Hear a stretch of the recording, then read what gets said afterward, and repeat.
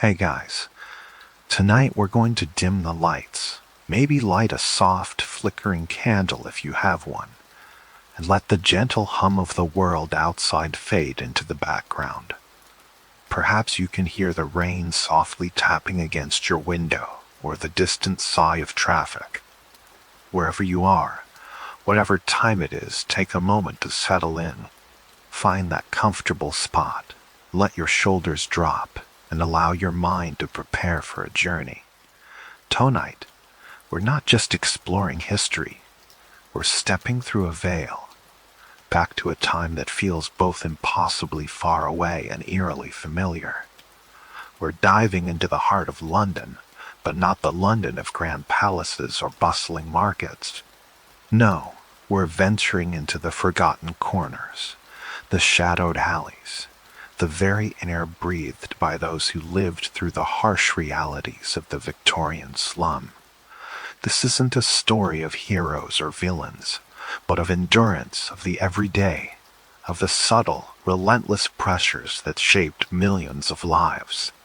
So, let your imagination unfurl. Let the details wash over you, and let's ease into tonight's journey together. And if you find yourself drifting, that is perfectly all right. This is a space for quiet contemplation, for the gentle unwinding of the day. And if you enjoy what we do here, a quiet like and subscribe helps us continue these journeys. But for now, just listen. Just be. You wake. Not to the sharp, digital chime of an alarm, but to a deeper, more primal sense of dawn.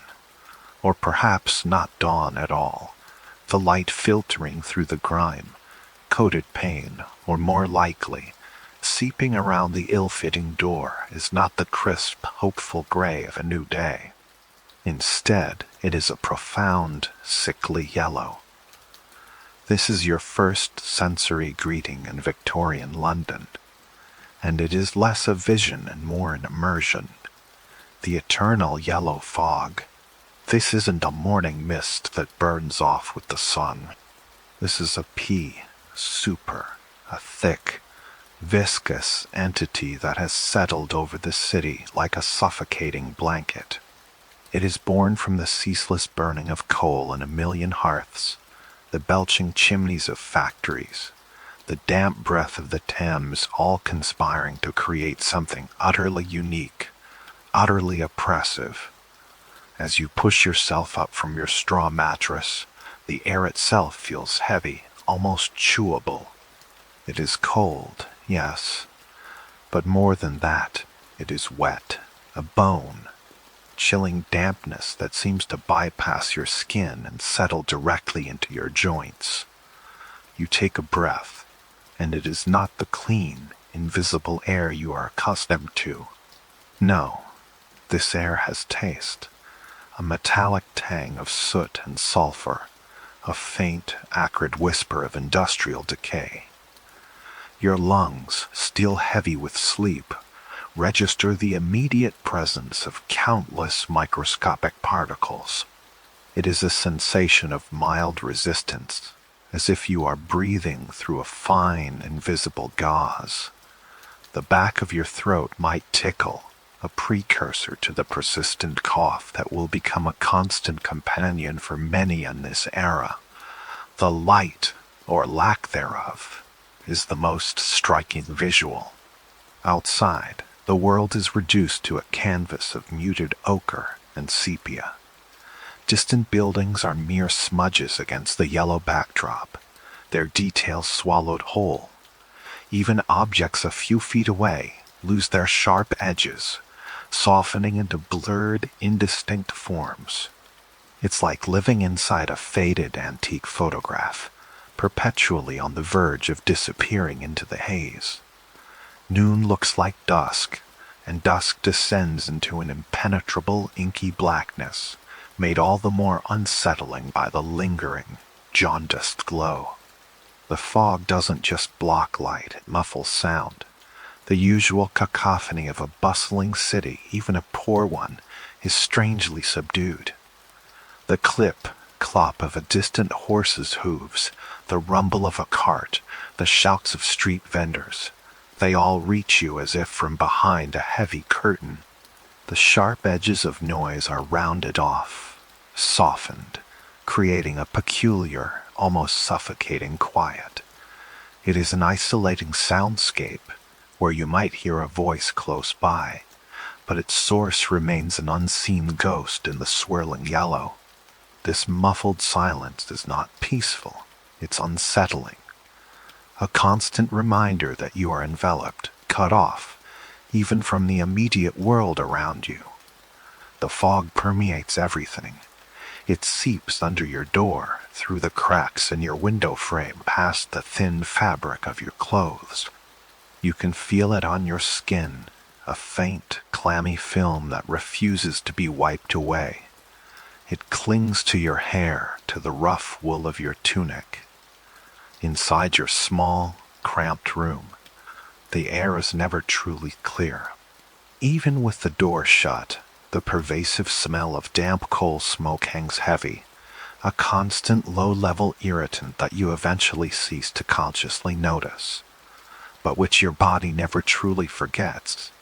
It is simply the air you breathe, the world you inhabit. Imagine trying to navigate this. Stepping out into the street is like entering a maze where the walls are made of opaque yellow cotton. You extend a hand and it seems to vanish a few feet away. Landmarks disappear. The familiar path to the communal pump or the local market becomes a journey fraught with uncertainty. You rely on memory, on the faint echoes of sound, on the texture of the cobblestones beneath your worn boots. Each step is a careful negotiation with the unseen. This eternal yellow fog isn't just an inconvenience. It is a constant, insidious presence that dictates the rhythm of life. It's a physical manifestation of the industrial age, a byproduct of progress that chokes the very air. It stains everything, your clothes, your skin, the very fabric of the city. It contributes to the pervasive dampness that chills your home, and it casts a metaphorical shadow over the lives of those who live within its embrace. It is the color of your world, the taste in your mouth, the weight in your lungs, and it reminds you with every breath of the harsh reality of your existence. There is no escaping it. You simply learn to exist within its dense, suffocating embrace, a silent yellow witness to the struggle of daily life. As the persistent yellow fog outside whispers against the grimy panes, you turn your attention to the interior of your dwelling, a tenement apartment. And here, a different kind of dampness reigns supreme, a more intimate, insidious wetness that seeps not from the sky, but from the very structure around you. These are the walls that weep. Your fingers trace a line down the plaster, and they come away slick, cold, and slightly gritty. There is no insulation here, no barrier against the relentless chill of the London air, no proper ventilation to carry away the moisture generated by breathing, by the meager cooking over a small fire, by the simple fact of human existence in a confined space. So, the walls condense. They gather the airborne water vapor, transforming it into a constant sheen of moisture, a slow, unending trickle that often culminates in small dark puddles on the floorboards below. It is as if the building itself is perpetually in mourning, its plaster and brick shedding silent, cold tears. You can see the evidence everywhere. Dark, irregular streaks snake down from the ceiling, marking the path of countless rivulets. The wallpaper, if you are fortunate enough to have any left, hangs in forlorn strips, curling away from the wall like discarded skin. The sound it makes, a faint, dry rustle as a new section, finally gives way and peels further, is a common, almost comforting background noise in the oppressive quiet. It is the sound of decay, of slow surrender. And beneath those peeling remnants of what was once an attempt at decoration, a more sinister reality often lurks. Many of the vibrant, beautiful wallpapers of the Victorian era, particularly those in shades of green, contained arsenic. Paris green, Skiehl's green, soutine. These were popular pigments, cheap and effective. So, as the dampness causes the paper to rot and crumble, it's not just plastered dust that fills the air. It's a fine, insidious powder laced with poison, a beautiful killer slowly flaking into your living space, inhaled with every breath, settling on every surface. It's an invisible enemy, a silent, slow, acting toxin in the very fabric of your home. You don't know it, of course, but your body registers the constant, low-level assault. In the corners where the light struggles to penetrate and the air is most stagnant, the mold thrives. It is the only true decoration in this room, a living, breathing tapestry of gray, black, and sometimes even a sickly green. It spreads like a silent, creeping intelligence, fuzzy patches expanding into vast, velvety colonies. The smell of it is pervasive, a heavy, earthy, fermented aroma that clings to your clothes, your hair, everything. It's the smell of decay, of stagnant water and organic matter breaking down, a constant reminder of the damp rot that permeates your existence. You breathe it in, sleep amongst it, and it becomes an inescapable part of your sensory world. Touching the walls is an unpleasant ritual. They are always cold, always slightly slimy. Even on a relatively dry day, there is a clamminess that never leaves. You lean against a wall, and the chill penetrates your thin clothing almost instantly. Your hands, perpetually chapped and rough, feel the slickness, the slightly gritty texture of plaster that is slowly dissolving into its constituent parts. This isn't a solid, protective barrier. It is a porous, weeping membrane that offers little comfort or security. The airborne moisture is a constant companion. You can almost feel it on your skin, a fine, invisible mist that never fully dissipates. Clothes hung to dry inside, never quite dry, retaining a persistent dampness that chills you to the bone. Every surface feels slightly tacky, slightly cold. This pervasive wetness isn't just uncomfortable, it is a breeding ground for illness. The coughs that rack your neighbors, the persistent aches in your own bones, the general malaise that seems to cling to everyone Twanakin. Much of it can be traced back to these weeping walls, to the insidious damp that permeates every aspect of your indoor life. There is a subtle sound that accompanies this dampness too. Beyond the rustle of peeling wallpaper, there is the almost imperceptible drip, drip, drip of condensation gathering and falling. Sometimes it is a clear, distinct plink into a small basin you've placed to catch it. Other times, it is just a faint, sporadic patter against the floorboards, a quiet, melancholic rhythm that underscores the relentless decay. It's the sound of the house slowly dissolving, a soft, watery lament that is woven into the very fabric of your daily existence. These weeping walls are not just a physical reality. They are a constant, chilling presence, a silent testament to the harsh, unforgiving conditions of life in the Victorian slum. Stepping out of your damp, mold-scented room, you enter a new realm of shadows and confinement, the architecture of the Rookeries. This isn't just a collection of buildings. It is a labyrinthine organism, a tangled knot of human habitation that seems to defy the very laws of light and air. The term rookery itself conjures images of overcrowded bird nests, and it is an apt description for these dense, chaotic clusters of housing. The houses here are built not just side by side, but often back to back, front to front, crammed into every conceivable inch of available space. They lean against each other for support, creating a precarious, interdependent structure that feels as if one wrong tremor could bring the whole edifice tumbling down. The alleys and courtyards that snake between them are not wide, open thoroughfares.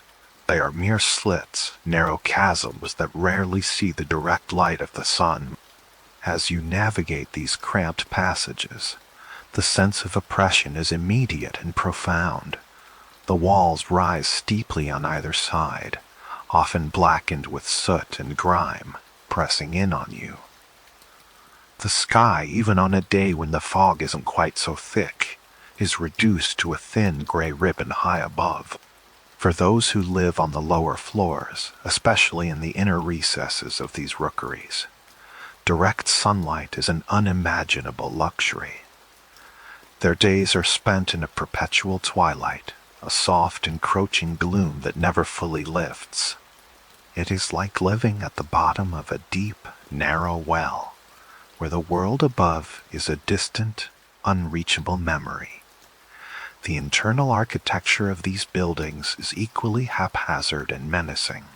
Staircases are often steep, narrow, and winding, their wooden treads worn smooth and concave from countless footsteps. They creak and groan with every ascent and descent, protesting under the slightest weight.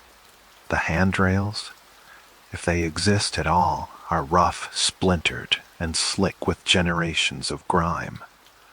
You ascend or descend with caution, your hand reaching out to steady yourself against the rough, damp walls, your foot testing each step for stability.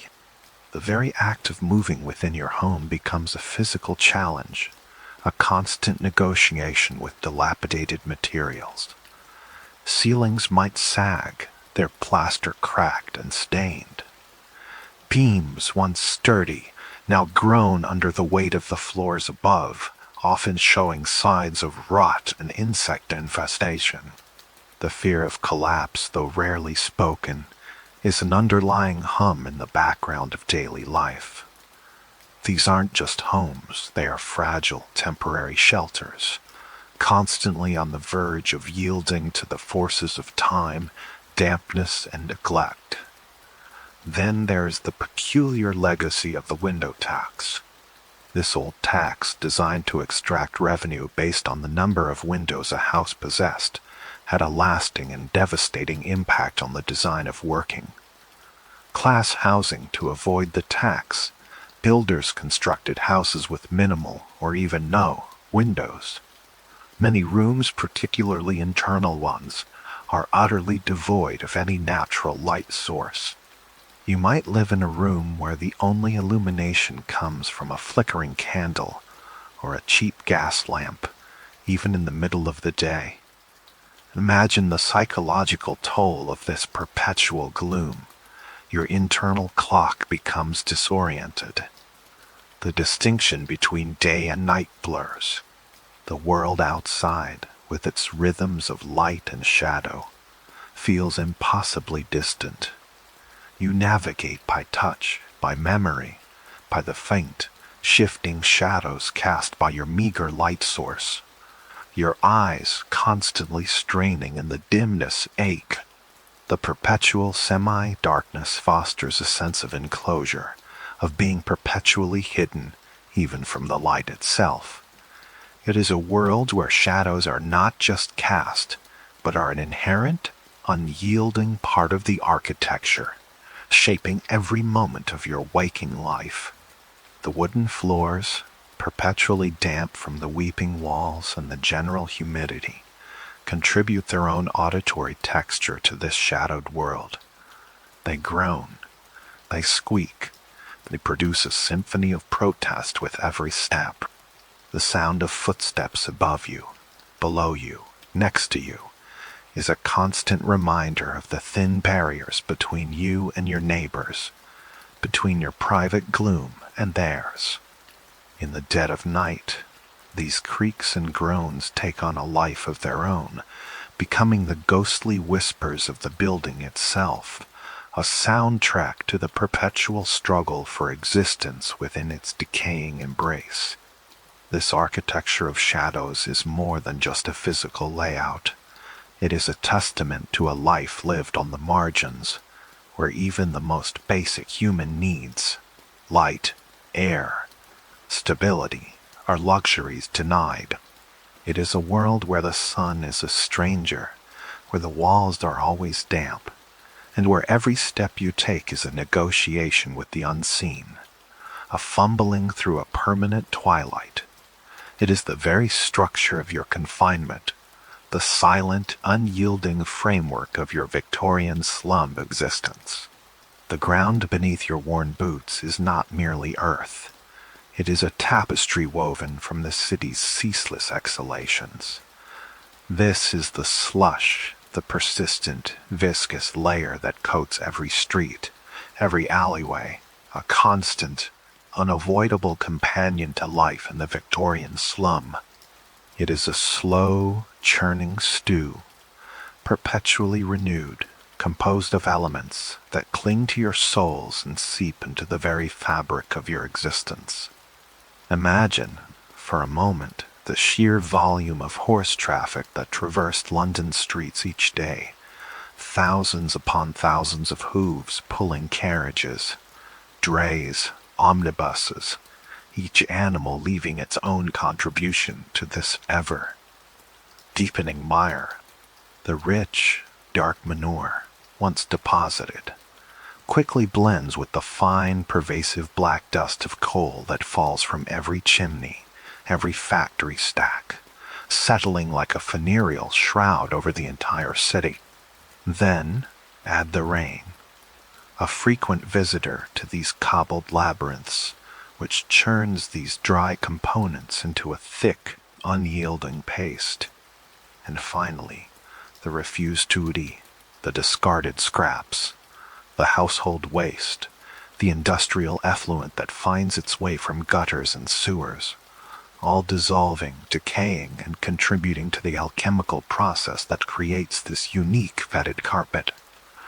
Walking through it is an act of deliberate physical effort. Each step becomes a battle against the ground's adhesive grip. You lift your foot, and the slush, heavy and cold, seems to cling, reluctant to release its hold. There is a distinct, sucking sound, a squelch that accompanies every movement, a sound that becomes as familiar as your own breathing. Your boots, if you are fortunate enough to possess a pair, are quickly overwhelmed, the leather softened and permeated by the damp, the seams giving way, allowing the icy, gritty mixture to seep through to your socks, or worse, directly onto your skin. For many, shoes are a luxury, and bare feet or thin, threadbare slippers offer no defense against this cold, unyielding assault. The mud is not just on the ground. It is splashed onto your trousers, splattered onto your skirt, a constant, unavoidable stain that marks you as a denizen of these lower depths. It carries with it a subtle, yet pervasive smell, and a complex bouquet of damp earth, animal waste, and the faint, metallic tang of industrial runoff.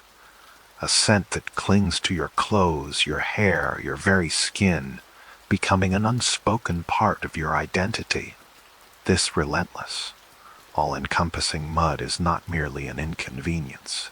It is a landscape, a hunting ground, particularly for the young.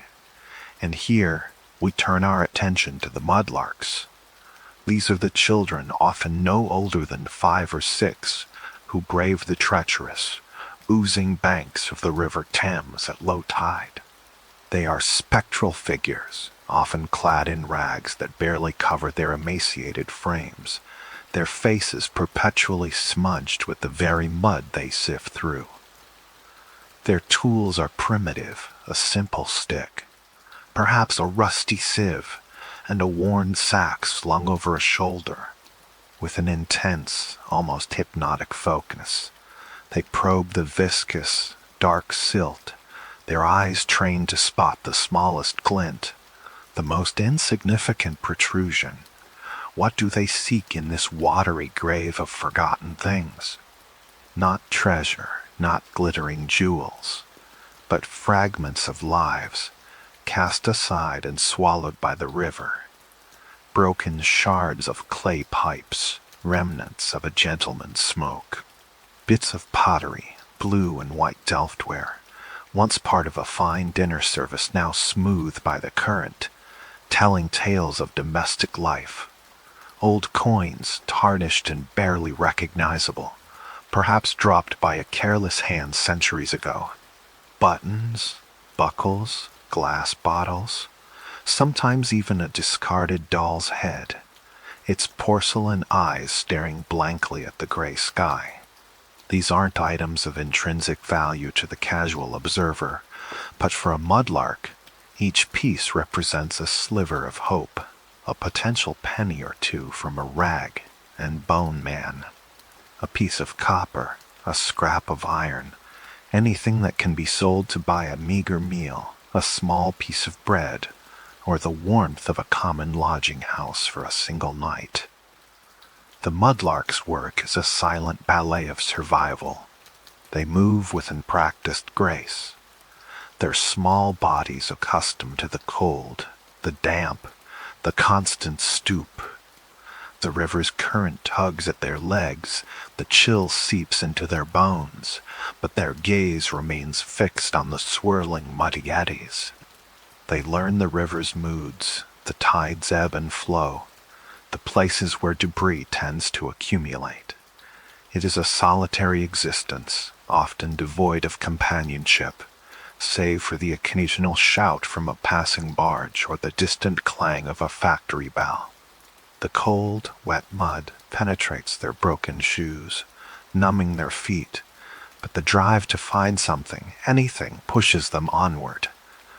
The viscous adhesion of the mud is a constant challenge, each step requiring a deliberate effort to pull their foot free, a suction sometimes strong enough to pull a shoe clean off. They carry the river's grime on their skin, under their fingernails, in their ragged clothes, a permanent testament to their daily struggle. The very air they breathe is heavy with the dampness of the river and the lingering scent of decay, yet they persist, driven by the primal need for sustenance. For these children, the mud is not merely dirt. It is their livelihood, their battleground, and their unrelenting reality. The river, a symbol of commerce and grandeur to some, is a cold, indifferent provider to these smallest, most desperate inhabitants of London's underbelly. Access to water, the most fundamental of human needs, is a stark and perilous affair in the Victorian slum. It is not a matter of turning a tap, or even of walking to a well with a simple bucket. For dozens, sometimes hundreds, of families crammed into the dense rookeries, a single communal pump serves as their lifeline. This pump is a focal point of daily struggle, a place where the harsh realities of scarcity and disease converge. Imagine, if you will, the structure itself, often a sturdy but ancient cast. Iron fixture, its surface pitted with rust, its handle worn smooth by countless hands. The stone basin beneath it is stained a perpetual murky brown, a testament to the water it collects and the grime it sheds. The ground around it is invariably sodden, a miniature version of the street slush, perpetually muddy from spills and the constant foot traffic. The water that gushes, or more often, trickles from this pump, is rarely the crystal clear liquid we take for granted today. It often emerges with a disturbing, turbid hue, a murky brown that hints at its origins. This is not just harmless sediment. This water is a liquid lottery, drawn from shallow wells that are all too frequently contaminated by the very cesspools that collect the waste of the surrounding tenements. The ground beneath the slum is a sieve, allowing the effluent from overflowing privies and leaking drains to seep directly into the aquifer that feeds these pumps. So, each glass of water, each pot boiled for tea, carries with it an invisible, yet deadly cargo. The omnipresent shadow of cholera looms, large over these communal pumps.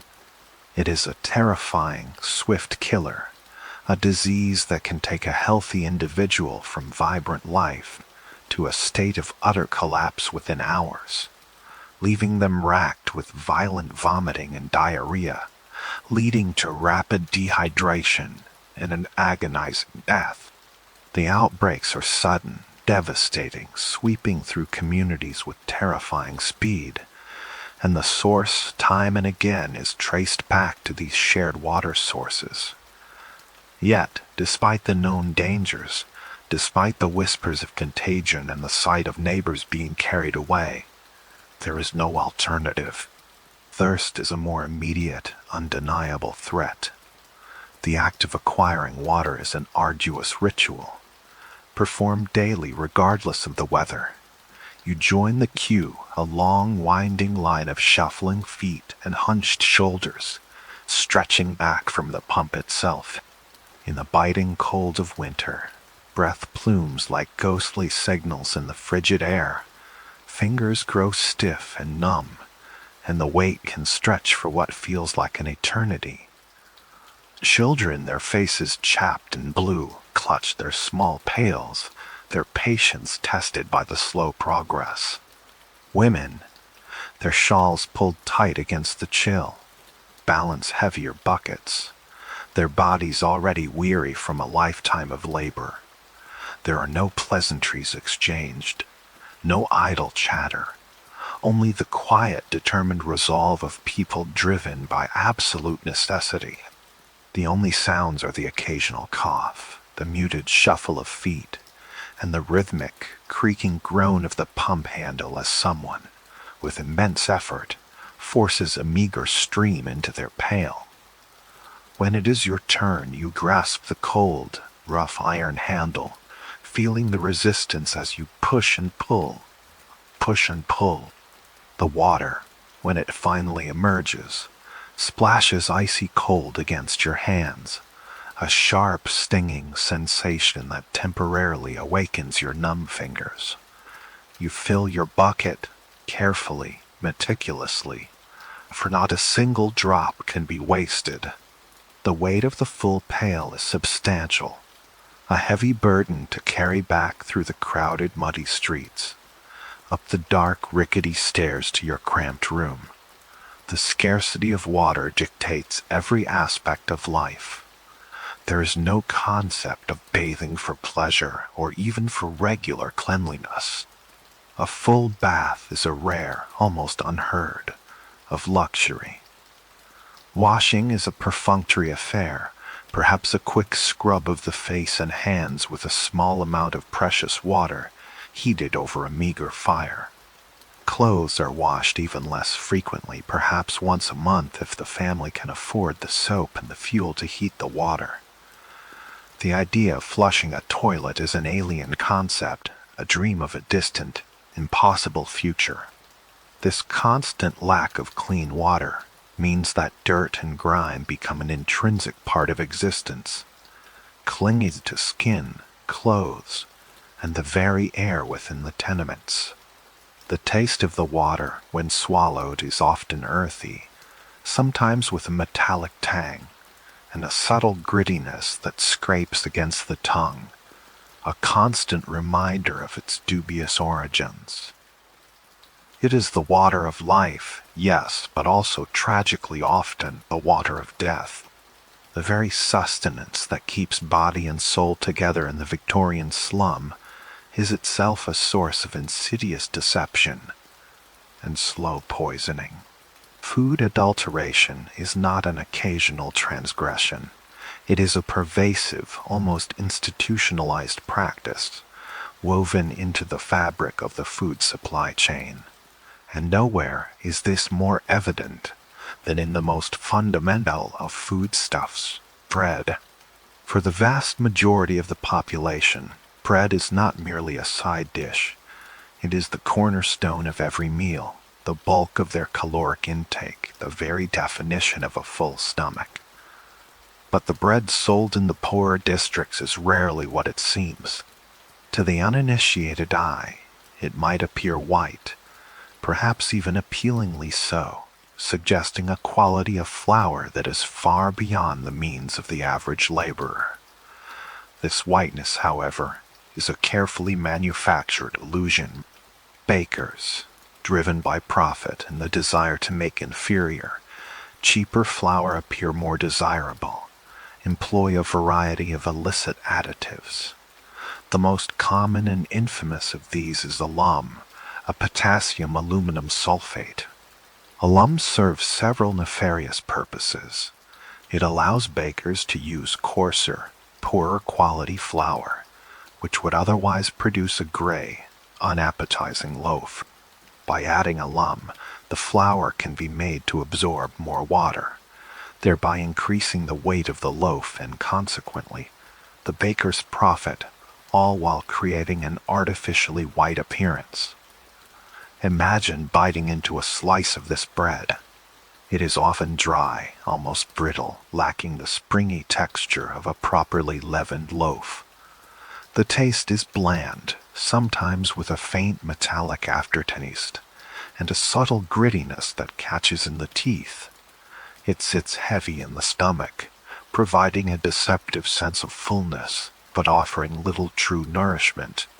The alum, while not immediately fatal in the small doses found in bread, is an irritant to the digestive system, contributing to chronic stomach ailments, indigestion, and the malabsorption of vital nutrients.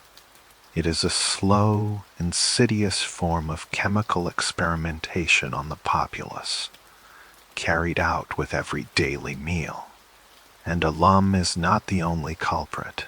Other additives include plaster of Paris, chalk, pipe clay, even sawdust too, all designed to bulk up the loaf, whiten it, and ultimately defraud the impoverished consumer. This bread is more geology than gastronomy, a hard, unyielding brick that provides a temporary cessation of hunger, but not true sustenance. Milk, another vital component of the diet, particularly for children, fares no better. The milkman's cry might promise freshness, but the reality delivered to the doorstep is often a watery, bluish liquid, a pale imitation of genuine dairy. To increase volume and thus profit, milk is routinely diluted with water, sometimes to an astonishing degree. To counteract the telltale thinness and restore a semblance of its original color, chalk or plaster of Paris is often added, giving it an artificial opacity. Occasionally, more disturbing ingredients found their way into the mix, such as sheep's brains or other animal tissues, used to thicken the watered-down product. The taste is bland, watery, often with a chalky residue on the tongue, and sometimes a faintly sour or metallic tang. Children, relying on this adulterated milk for their growth, are deprived of essential fats and nutrients, contributing to the widespread rickets and stunted development observed in the slums. The deception extends to virtually every item on the meager Victorian table. Tea leaves, already used and spent, are often collected, re-dried, and mixed with iron filings or indigo to restore their color, then rosoled. Coffee is bulked out with chicory, roasted cereals, or even sawdust. Beer, a common source of calories and a small comfort, is frequently laced with salt to induce thirst, sugar for artificial strength, or even opium to provide a stronger, more intoxicating effect. Pickles are colored with copper, jams with poisonous dyes. The consequences of this widespread food adulteration are devastating. It is a slow, grinding assault on the health of the working poor. Chronic malnutrition is rampant, not just from insufficient quantity, but from the abysmal quality of the food consumed. Digestive systems are constantly irritated, leading to chronic illness. The body, deprived of genuine nutrients, struggles to fight off the incessant barrage of disease that permeates the slum environment. Children, particularly vulnerable, suffer from stunted growth, weakened immune systems, and a pervasive lethargy. The irony is cruel. People work tirelessly, often in dangerous and exhausting conditions, to earn a pittance, only to spend that money on food that actively undermines their health, slowly eroding their strength and making them even more susceptible to the harsh realities of their existence. It is a system built on exploitation, where profit is prioritized above the very lives of those who toil beneath the yellow fog. You wake, or rather, you resurface from a fitful sleep, still encased in the same garments you wore yesterday, and the day before, and for weeks now. Your skin remembers the rough texture of the fabric against it, a constant, low-level irritation. There is no fresh change of clothes awaiting you. The concept of a crisp, clean outfit for each new day is a luxury so far removed from your reality. It might as well be a fairy tale. Your wardrobe, if one could even call it that, consists of the very things clinging to your body. Perhaps you possess a second, equally worn and stained tunic or dress, carefully folded away, a precious reserve for the direst of circumstances, or perhaps for the illusion of a wash day. But for the most part, you live in what you wear. And what you wear has a history, a story etched into every thread, every faded patch, every missing button. These are not clothes born of choice or fashion. They are garments of necessity, acquired not from a tailor or a bustling department store, but from the swirling, chaotic hubbub of the old clothes market. Here, amidst the shouts of vendors and the jostling of desperate souls, you might have bartered your last few pennies, or perhaps a meager possession, for a piece of clothing that has already lived many lives before it reached yours. It might have belonged to a factory worker, a street sweeper, a servant, or even, in some distant past, a person of slightly higher standing whose misfortune brought their cast-offs to this common ground. The fabric itself is often wool, coarse and unyielding. It was chosen for its durability, its ability to offer some semblance of warmth against the relentless chill of London, even if that warmth is often compromised by the pervasive damp. But this wool, once perhaps a vibrant color, has long since surrendered to the monochrome palette of the city.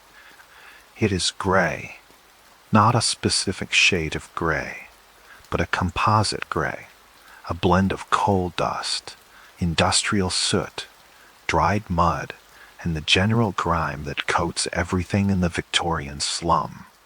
It is the gray of endurance, the gray of anonymity.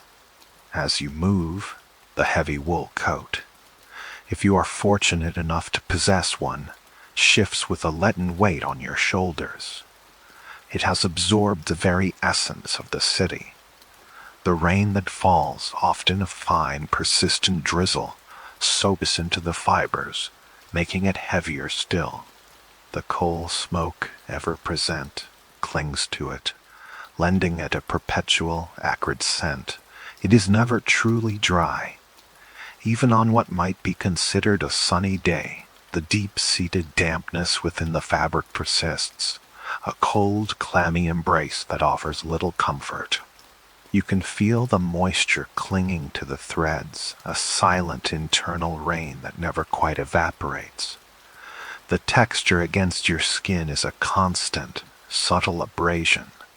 The coarse wool, stiffened by grime and repeated wetting and drying, rubs at your neck, your wrists, your inner elbows.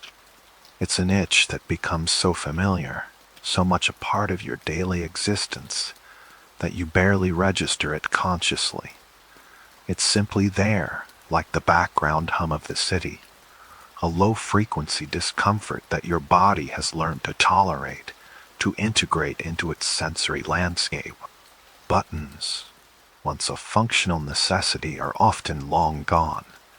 They have popped off during strenuous labor, fallen victim to the rough and tumble of daily life, or simply disintegrated with age. In their place, you or someone in your family has resorted to ingenuity. A mismatched assortment of pins, perhaps bent and rusted, are used to hold the edges of your coat or tunic together. Each morning or whenever you need to secure your clothing, you carefully, almost ritualistically, thread these pins through the thick fabric. The small, sharp points of the pins are a constant reminder of the precariousness of your attire, a tiny metallic whisper of poverty. One wrong movement, and a pin might prick your skin, a momentary sharp sting that quickly fades into the background noise of life. The smell of your clothes is unique to your existence. It is the smell of damp wool, mingled with the faint, metallic tang of stale sweat. But it is also permeated by the pervasive odors of the slum, the sharp, earthy scent of mold that flourishes in every damp corner, the lingering acridity of coal smoke, the faint, distant hint of unwashed humanity and decaying refuse. It is a complex bouquet, a signature scent of hardship, one that travels with you, an invisible aura that announces your presence before you even speak. You are so accustomed to it that you no longer notice it, just as you no longer notice the constant chill in your bones or the ache in your muscles. When you sit close to the meager fire, trying to draw some warmth into your chilled limbs, the heat coaxes out these embedded scents, making them momentarily more potent. The damp wool steams faintly, releasing a cloud of accumulated odors into the already heavy air of your small room. It is not an unpleasant smell, not exactly, but rather a profound, earthy, animalistic aroma, a testament to the resilience of both the fabric and its wearer. It speaks of survival, of enduring the elements of a life lived close to the raw realities of existence. Your hands, calloused and often chapped, reach down to smooth the fabric, a subconscious gesture of comfort or perhaps just habit.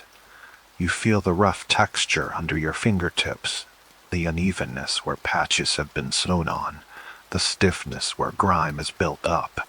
This clothing is more than just protection. It is a second skin, a layer of history, a constant companion through the relentless days and nights of the Victorian slum. It is gray, it is heavy, it is damp, and it is yours for as long as it holds together. The world outside your tiny room might be a cacophony of street cries, rattling carts, and the distant clang of factory machinery. But inside, your day often settles into a different kind of soundscape, the rhythm of monotony. For many women, and often children too, the struggle for survival extends into the very confines of their homes, transforming their living space into a miniature, relentless factory. Here, the work is not grand or varied. It is piecework, a soul-numbing repetition of the same small action, thousands upon thousands of times, for a pittance. Imagine for a moment the quiet focus required to make matchboxes. Your fingers, already stiff from the cold and the endless chores, become instruments of precision, folding and gluing tiny pieces of cardboard. There's a faint, papery rustle as you pick up each flat sheet, a soft, almost imperceptible snick as you align the edges, and then the delicate pressure as you apply a dab of glue, often made from flour and water, to secure the folds.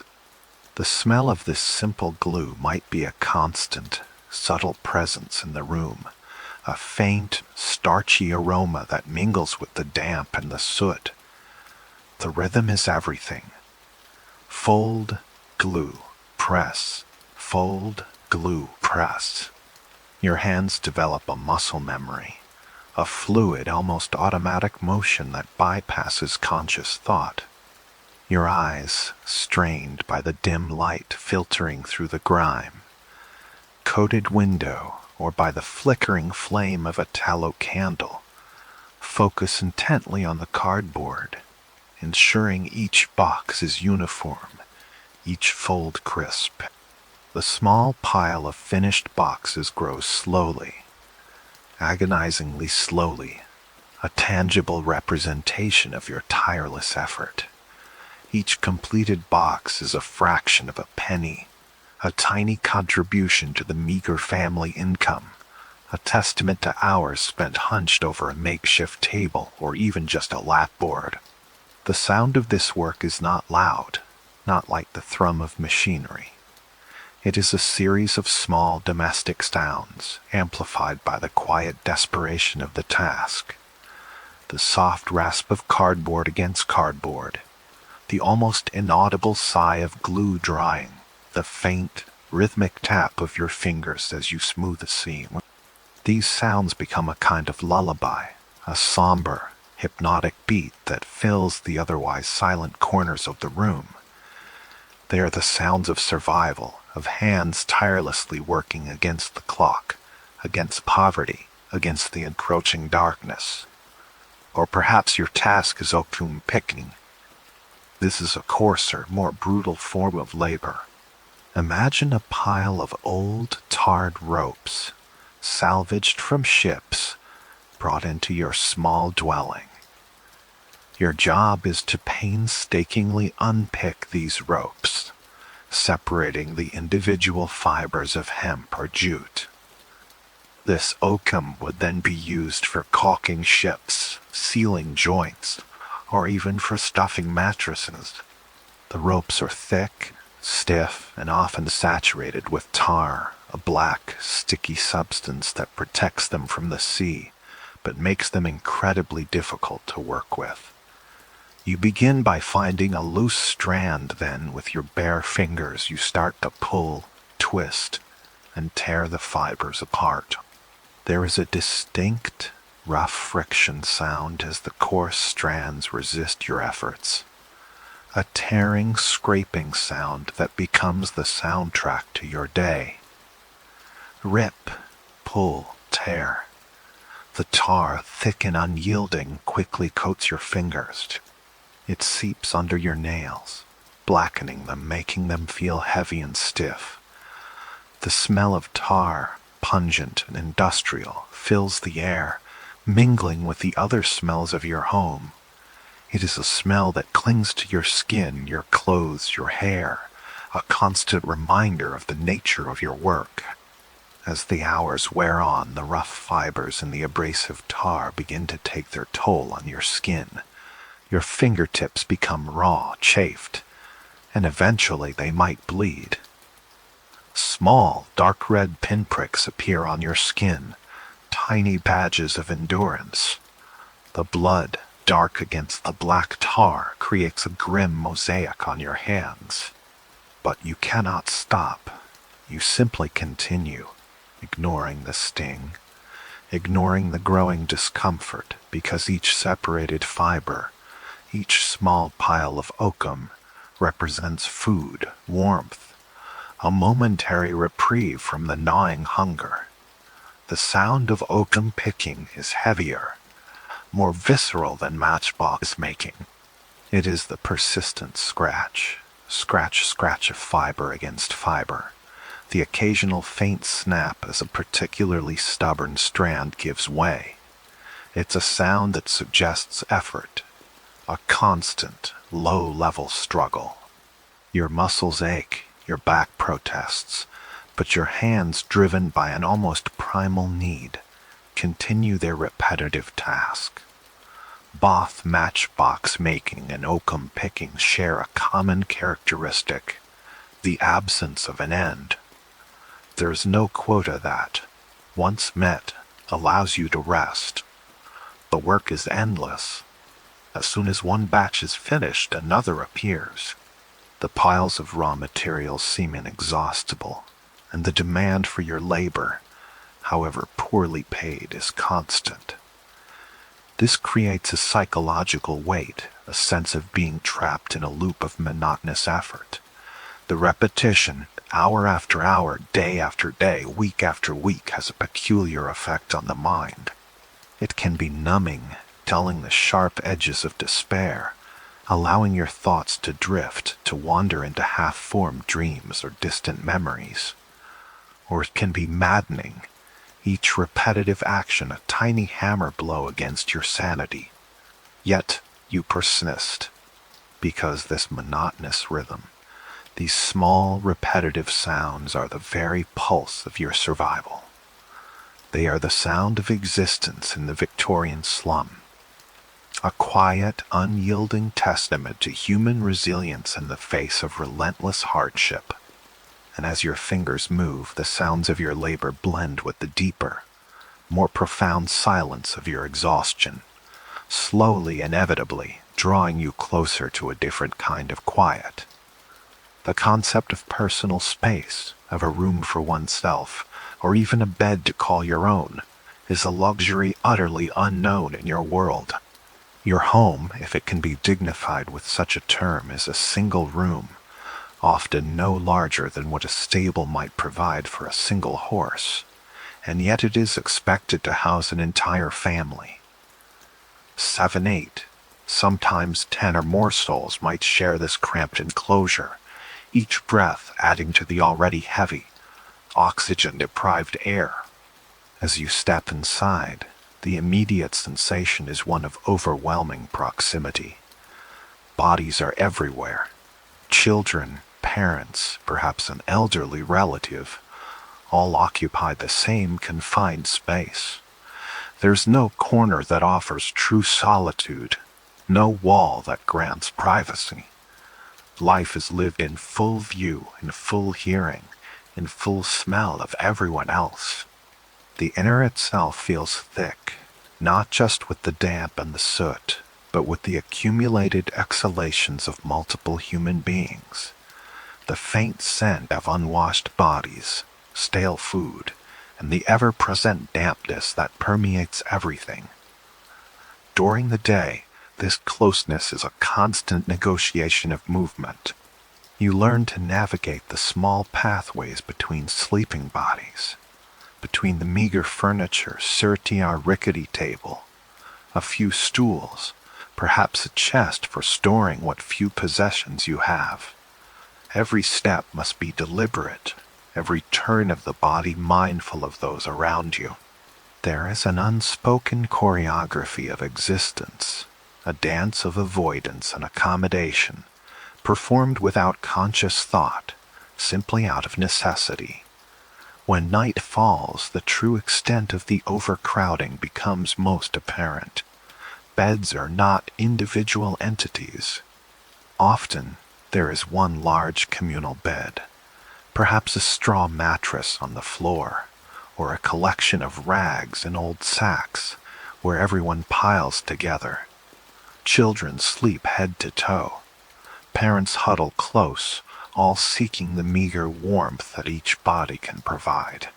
The very act of lying down is a puzzle, a careful arrangement of limbs and torsos to fit into the available space. For those who have no family, or whose families are too large even for the most cramped of rooms, there are even more desperate measures. Imagine the common lodging houses, places of last resort where a bed might be rented for a few pence. And then for the truly destitute, there was the infamous, penny hangover. This wasn't a bed at all, but a rope stretched across a room. For 2 pence you could lean or drape yourself over this rope, standing or sitting, and try to snatch a few hours of sleep. Your body, utterly exhausted, would slump against the rope, your head perhaps lolling onto your chest, your limbs heavy and unresponsive. It was a sleep of sheer collapse, a temporary surrender to gravity and fatigue, a brief escape from the harsh realities of the floor. The cold, the constant threat of being moved on. The air in such a place would be even thicker, heavier, with the mingled breaths and sighs of dozens of sleeping bodies, all hanging, literally, by a thread. But even within the confines of your family room, the crowding, while challenging, also serves a crucial purpose: warmth. In a time before central heating, where fires were expensive and inefficient, and insulation was non-existent, the most reliable source of heat was the human body itself. Bodies pressed against bodies, a living, breathing blanket against the relentless chill that seeps through thin walls and under ill-fitting doors. You can feel the warmth radiating from the person next to you, a comforting if sometimes stifling heat. It is a primal form of survival, a collective effort to ward off the cold. The sounds of the crowded room at night are a symphony of humanity. The steady rhythm of breathing, sometimes deep and even sometimes shallow and ragged. The occasional cough that echoes in the confined space. The soft sigh of someone shifting in their sleep. The faint murmur of a child stirring. These sounds become a backdrop to your own fitful rest, a constant reminder of the lives intertwined with yours. There is no true silence, only varying degrees of human sound. The air itself is a palpable presence. It is thick with the smell of bodies, of stale breath, of the dampness that permeates everything. In the morning, as you slowly stir, the air feels heavy, almost viscous, as if it has been used up, depleted of its freshness. You yearn for a breath of crisp, cold air. But it is a yearning that will rarely be satisfied within these walls. Yet, despite the lack of privacy, the constant proximity, the heavy air, there is a strange sense of community, a shared vulnerability that binds you together. You are all in this together, weathering the storms of poverty, disease, and hardship. The warmth of another body next to yours, the sound of their breathing, the shared struggle for existence siphon. These are the silent comforts of the crowded room, a testament to the enduring human need for connection, even in the most desperate of circumstances. And as you drift or try to drift into sleep, these sensations of closeness, of shared warmth, of the muffled sounds of life around you become a peculiar kind of lullaby, the heavy, comforting blanket woven from the very fabric of shared existence. As the last sliver of the sun's reluctant light finally surrenders to the persistent Pea Souper, a new kind of illumination begins to assert itself. Street by street, a series of muted pops and soft hisses signals the waking of the gas lamps. These aren't the bright, unwavering beacons of our modern nights. No, these are the gas lights of Victorian London, temperamental and atmospheric, each one a tiny, flickering rebellion against the encroaching darkness and the suffocating fog. Imagine standing on a cobblestone street, the air thick and heavy with moisture and coal smoke, pressing down on you like a damp blanket above. A gas lamp sputters to life. You hear it before you truly see it, thardy. A delicate, almost ethereal hiss, like a constant low whisper from the earth itself. It is the sound of gas escaping, being drawn through narrow pipes, igniting with a soft, almost shy pop. Then a pale greenish yellow blossoms within the glass cage. It is not warm, not inviting. It is a sickly, anemic light, fighting a losing battle against the omnipresent gloom. The light casts long, wavering shadows. They stretch and shrink with an unnerving, fluid grace, dancing like spectral figures on the damp brick walls. A single lamppost can turn a familiar alley into a labyrinth of distorted forms. A child's small hand reaching out for a mother's skirt suddenly appears monstrously elongated. A fleeting, grotesque caricature on the uneven stone.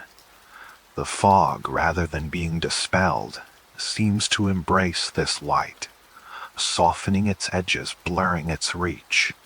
The beams don't cut through the murk, they merely illuminate the particles suspended within it, creating halos of diffuse, sickly light that struggle to push back the encroaching black. The air around these lamps carries a faint, distinct scent 30. The subtle, metallic tang of burning gas, tinged with a hint of sulfur.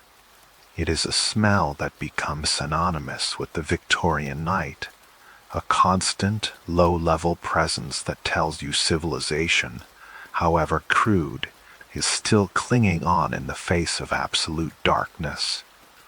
And the sound, that incessant hiss, it is almost hypnotic. It is a steady, rhythmic sigh that permeates the quiet moments between the distant rumble of a cart and the faint cry of a street vendor. It is a sound that can lull you, if you let it, into a state of weary contemplation, your eyes fixed on the flickering flame, watching the shadows ebb and flow. Inside the tenements, the story is much the same, though often even dimmer.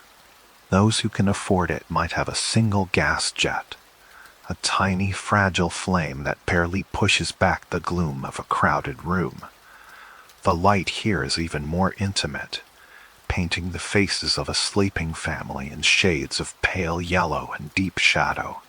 The walls, already damp and peeling, seem to absorb what little light there is, reflecting nothing.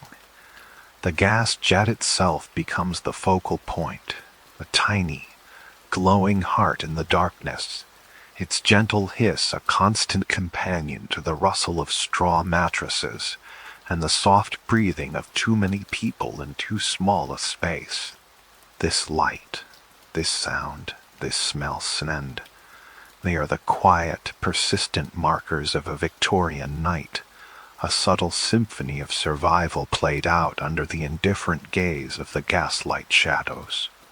As the gaslights cast their pale, flickering glow upon the deserted streets, and the last of the weary laborers finally find their temporary slumber, another world begins to stir.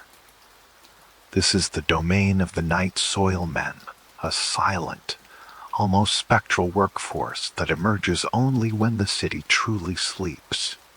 Their work is essential, yet utterly repulsive, a necessary evil conducted under the cloak of deepest night, far from the disapproving eyes and sensitive noses of day. Dwellers picture the scene.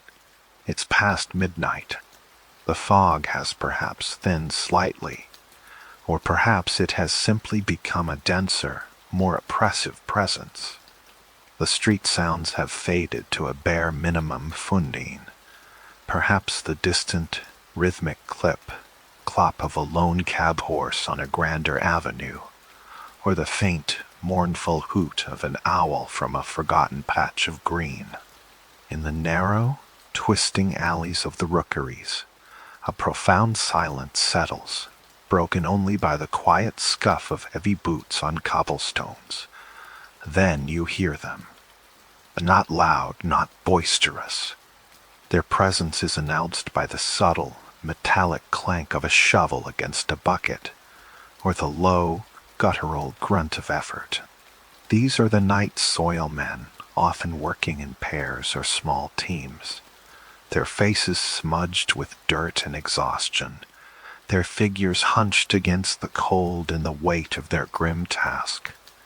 They move with unpracticed efficiency, their movements economical and precise. Their tools are simple, sturdy shovels, large wooden buckets, and a handcart or barrow to transport their unspeakable cargo. Their destination, the cesspools. These are not the sophisticated underground sewer systems we know today. In many parts of Victorian London, especially the poorer districts, human waste was collected in large brick-lined pits, often located directly beneath the houses or in small enclosed yards. Over time, these cesspools would fill, threatening to overflow, poisoning the air and the very ground beneath the tenements. It was the night soil men's job to empty them. The sound of their work is distinct, if muffled by the night and the fog. The heavy, wet thud of a shovel plunging into the thick, unspeakable contents of a cesspool.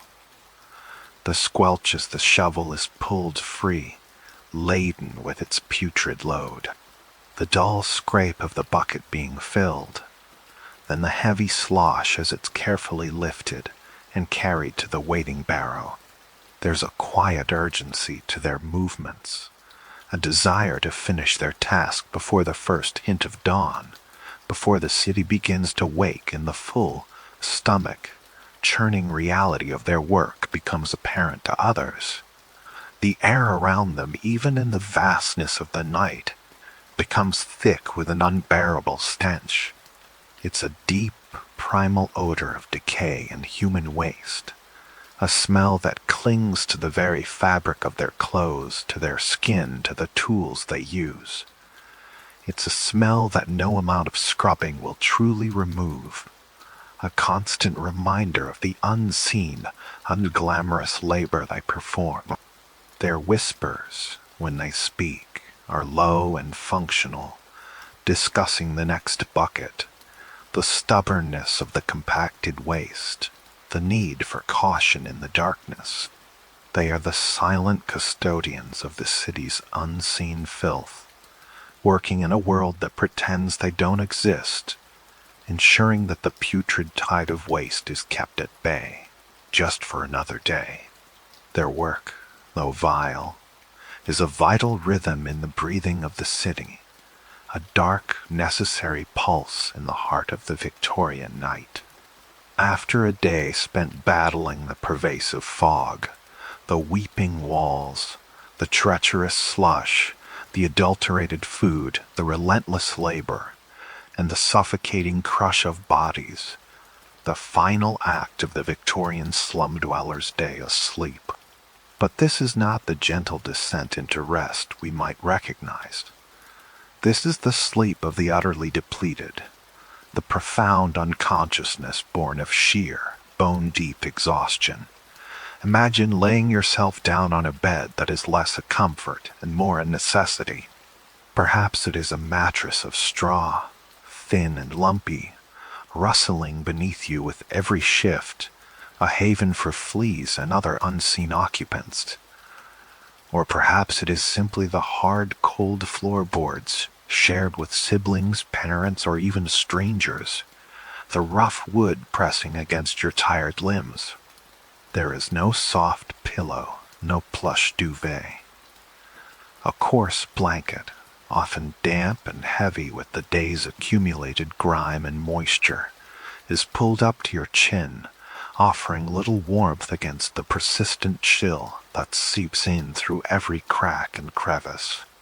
The air in the room is stale and heavy, thick with the scent of unwashed bodies, damp wool, and the faint metallic tang of the gaslight that might still be hissing faintly in the corner.